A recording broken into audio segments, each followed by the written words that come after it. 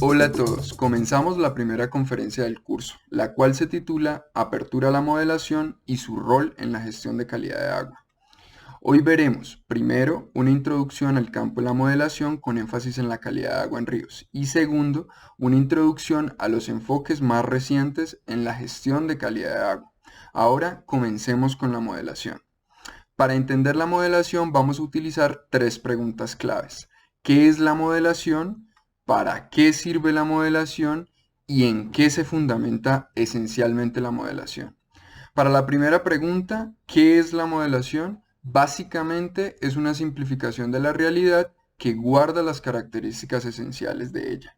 En este ejemplo vemos el cuadro de la Mona Lisa como la realidad y el modelo, a pesar de sus evidentes diferencias, permite visualizar que es del sexo femenino. Es decir, el modelo permite visualizar lo esencial. Ahora, nos preguntamos, ¿para qué sirve un modelo? Aquí es conveniente pensar en el cuento de los ciegos y el elefante. Básicamente, un día llega a una comunidad de ciegos un elefante. Cuando los ciegos representantes de esta comunidad intentan visualizarlo y explicarlo, cada uno describe una parte del elefante y ninguno puede visualizar todo el elefante. Entonces, en relación a los modelos, para esto nos sirven, para ver todo el elefante de manera general. En palabras de Chapra, los modelos fueron originalmente desarrollados como una herramienta de solución de problemas. Sin embargo, ellos tienen una función más allá, proveernos con un medio para visualizar el panorama general, the big picture. A lo largo de este curso mantenga en mente todo el elefante, no se quede con las pequeñas minucias o visualizaciones parciales. Ahora, veamos este para qué sirve con un ejemplo en la gestión de calidad de agua. En especial tiene dos fines, diagnosticar y predecir. En el primer fin, diagnosticar, sirve para evaluar lo que pasó y examinar las causas y condiciones precursoras, es decir, por qué pasó. Por ejemplo, los peces en un río murieron debido a la disminución de oxígeno causada por un vertimiento de aguas arriba. En el segundo fin, para predecir, sirve para visualizar qué va a pasar. Por ejemplo, una vez se hayan implementado las medidas de control, como la implementación de PETARs o reuso de agua residual, ¿cuántos miligramos de oxígeno disuelto va a aumentar el río? Entonces, volvamos nuevamente a nuestra representación simple, que ya es un modelo, lo repito. Recordemos, carga a qué es igual. Es igual a caudal por concentración. ¿Concentración de qué? De cualquier contaminante, sea de BO, nitrógeno, fósforo, metales, entre otros.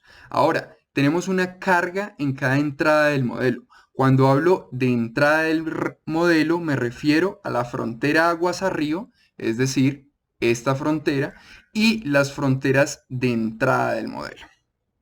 Entonces, si queremos complejizar aún más el modelo, dividamos el río en pequeños volúmenes de control. Por cada uno de estos volúmenes, simplemente vamos a hacer una suma de la carga que viene en el río, la frontera aguas arriba que antes había mencionado, más la que le entra por los vertimientos. Sencillo, sumas y restas. Restas en el caso que hubiese extracciones. Es decir, entradas es igual a salidas más acumulación. Ya tenemos un modelo más complejo.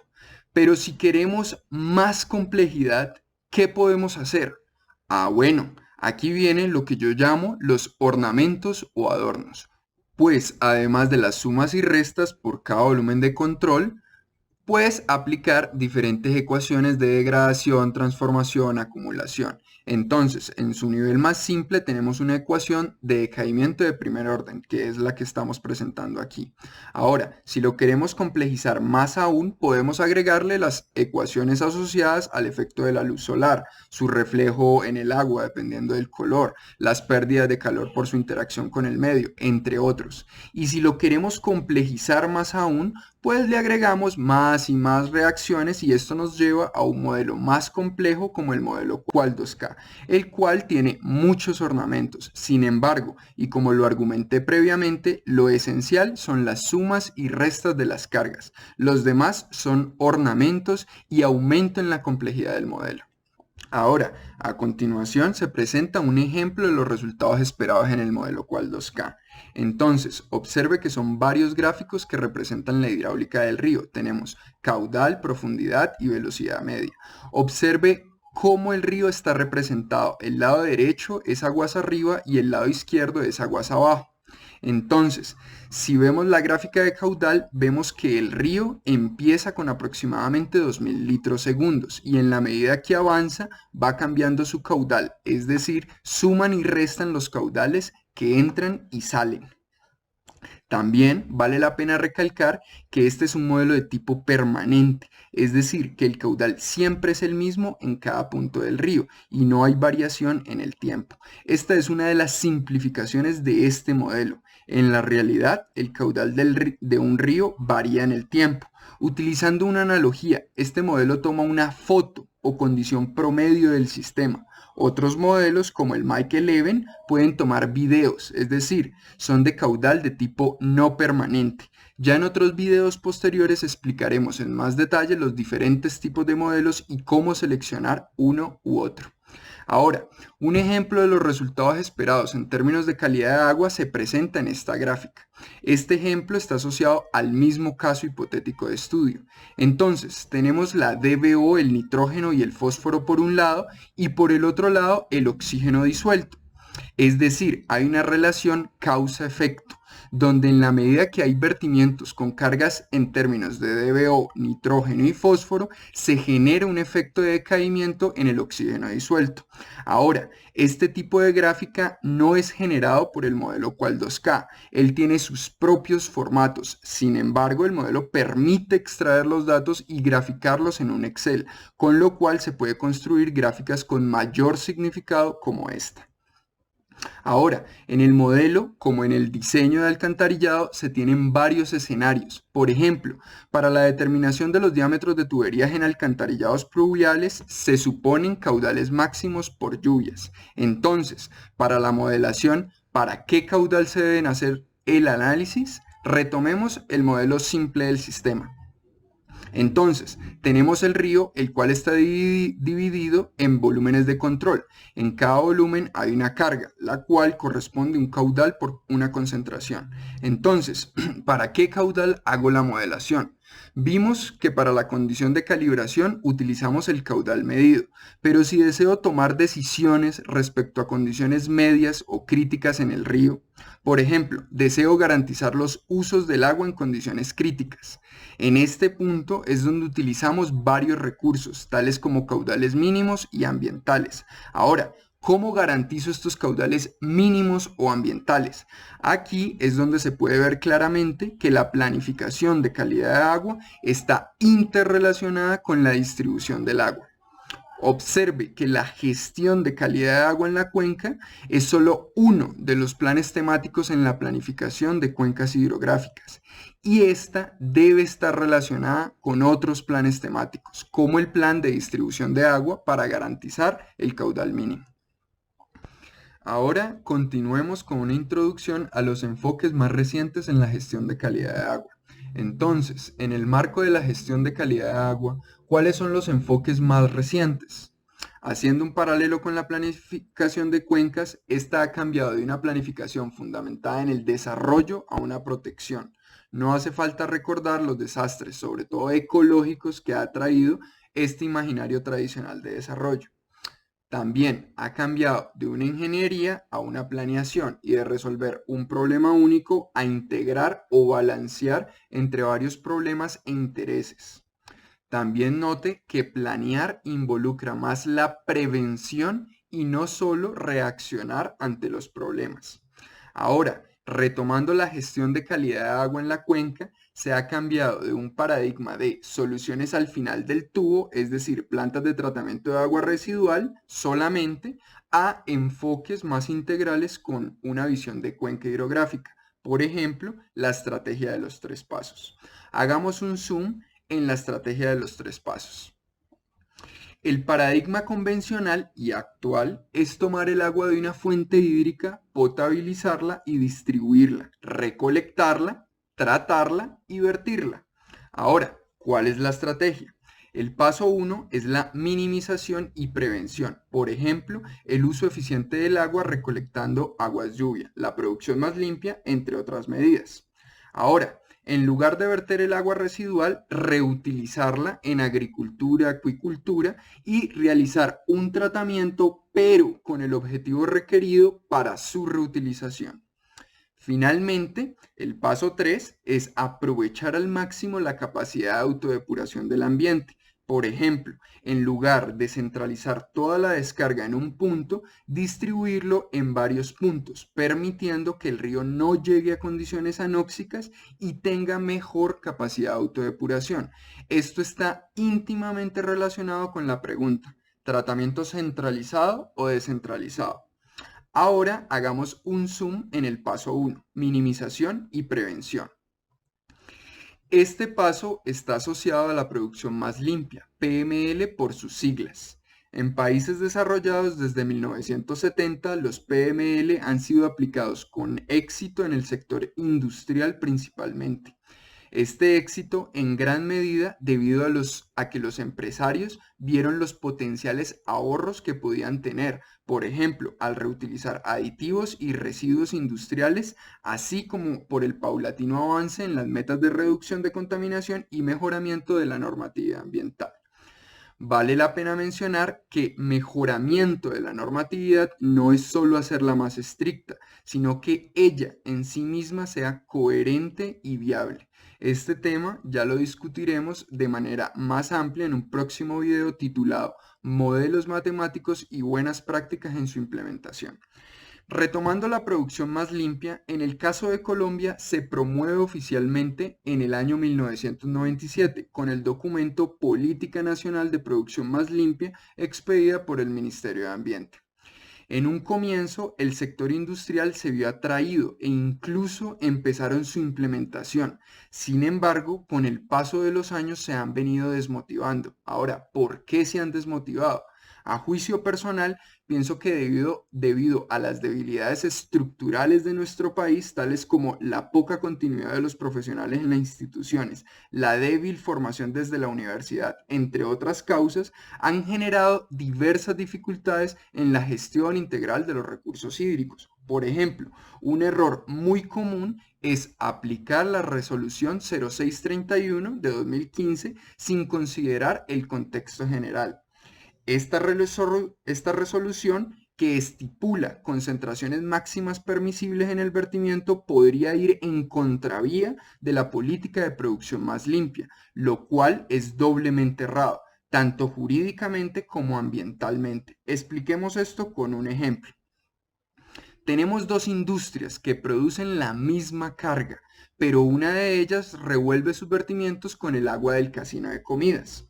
Ahora, si carga es igual a caudal por concentración, y si tenemos dos industrias que vierten la misma carga pero con diferente caudal, entonces una de ellas tendrá una concentración de descarga mayor y la otra una concentración menor, lo cual podría implicar que la autoridad ambiental apruebe el permiso de la industria número 2, el cual industria que hace uso ineficiente del agua, y podría castigar a la industria número 1, que sí hace uso eficiente del agua. Lo anterior fue un pequeño panorama de la producción más limpia en el sector industrial. Ahora, estos mismos principios se están promoviendo desde el año 2003 en el sector doméstico, argumentado en tres premisas.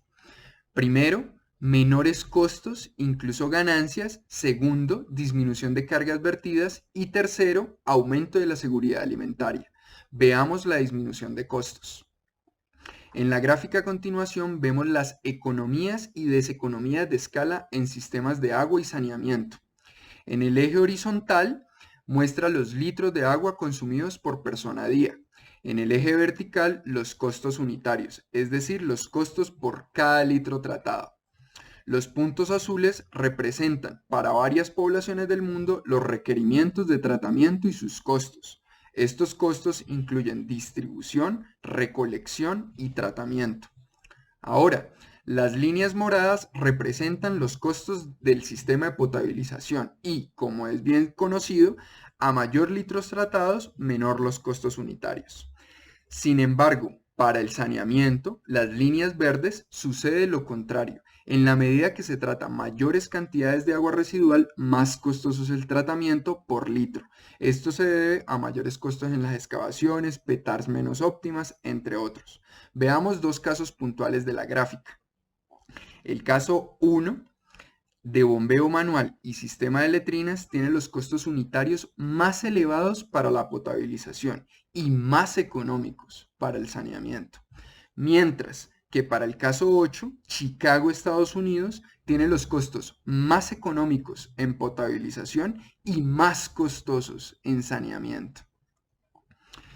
En suma, disminuir la demanda por pérdidas y o consumo reduce costos debido a alcantarillados más pequeños y menos costosos, plantas de tratamiento más pequeñas y más óptimas. Veamos un ejemplo de la disminución de la demanda.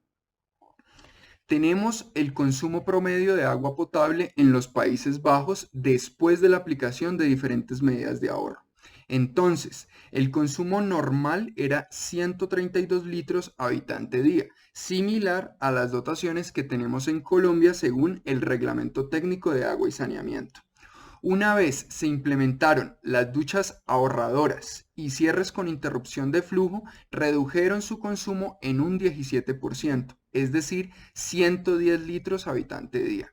Una vez, además, implementaron sanitarios ahorradores, redujeron su consumo un 20%. Y por último, una vez recolectaron aguas lluvias para el vaciado de baños, lograron reducir su consumo un 51%, es decir, 65 litros habitante día. Ahora, por otro lado, una vez se disminuya la demanda, los proyectos de reuso empiezan a ser más viables e incluso a generar ganancias. Veamos algunos ejemplos.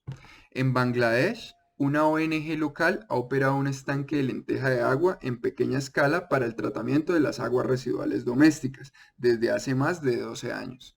La biomasa de lenteja de agua, rica en proteínas, se cosecha diariamente para alimentar peces. Los resultados de los últimos 5 años de operación demuestran que el sistema genera un beneficio neto de casi $2.000 por hectárea año. A modo de comparación, el beneficio neto máximo para la producción de arroz en Bangladesh puede estimarse entre $1.000 y $1.400 por hectárea año. El anterior es un caso a pequeña escala. Ahora, a gran escala, varios países han optado por el reuso. Por mencionar algunos, Japón y Perú. Ahora, en el caso de Colombia, al día de hoy no conozco ningún caso de reuso legalmente establecido. Sin embargo, hay muchos casos de reuso indirectos. Por ejemplo, los usuarios del río Cauca. Estos usuarios toman el agua de un río contaminado por aguas residuales domésticas, industriales, por la minería ilegal, descargas de hidrocarburos, entre otros.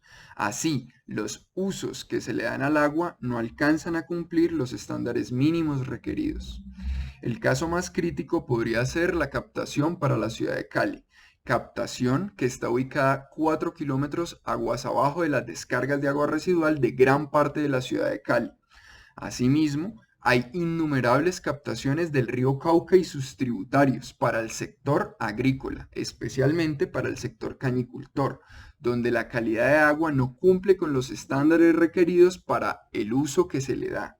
En este punto vale la pena recalcar que estos usuarios, especialmente la ciudad de Cali, están teniendo que hacer mayores esfuerzos económicos para poder potabilizar el agua y entregarla con la calidad requerida a la comunidad caleña. Sin embargo, en algunas ocasiones la mala calidad del río hace que ésta no sea viable tratarla, lo cual ha generado cortes en el abastecimiento de la ciudad. Entonces, aquí no pretendo decir que estas captaciones no deben realizarse, no, por el contrario, aquí pretendo hacer un llamado a fortalecer las estrategias para mejorar la calidad de los ríos al mismo tiempo que reducimos costos. Esto implementando estrategias como la de los 3 pasos antes mencionada y especialmente hacer reuso de las aguas residuales. De esta manera, seguir el ejemplo de países como Perú, donde las adversidades de sequía los obligaron a empezar a reusar las aguas residuales. Sin embargo, Para llegar a esto se requiere, además de aplicar mejores estrategias de prevención de contaminación como el reuso, mejorar la normatividad en relación al reuso de agua residual. Al día de hoy, esta normatividad en Colombia no se ha podido entender bien y por ende su aplicación no ha sido fácil. Evidencia de ello es que no hay casos importantes de reuso legalmente establecidos, al menos que yo los conozca. Por último, me gustaría recalcar el trabajo que ha venido haciendo el grupo de investigación GIR de Sinara Universidad del Valle, quienes han evaluado el potencial económico y ambiental que tiene el reuso de agua residual en el caso de la cuenca del río Cauca. Este trabajo ha estado direccionado principalmente por el profesor Alberto Galvis y ha tenido la participación de varios investigadores. A continuación, menciono algunos de los resultados de estas investigaciones. Primero, la tesis doctoral de Alberto Galvis, que valida la estrategia de los 3 pasos para el caso de la cuenca alta del río Cauca. Esta tesis incluye la evaluación del reuso de agua residual. Segundo, la tesis de maestría de María Fernanda Jaramillo, que evalúa el potencial de reuso de aguas residuales de Cali para el sector agrícola en la cuenca del río Cauca. Y tercero, la tesis de pregrado de Juan José Galvis, quien evalúa el potencial de reuso agrícola de las aguas residuales en los municipios de Santander de Quilichao, Guachené y Villarrica, que por cierto son casos donde se pretende legalizar el reuso. Bueno, y esto ha sido todo por hoy. Nos vemos en un próximo video.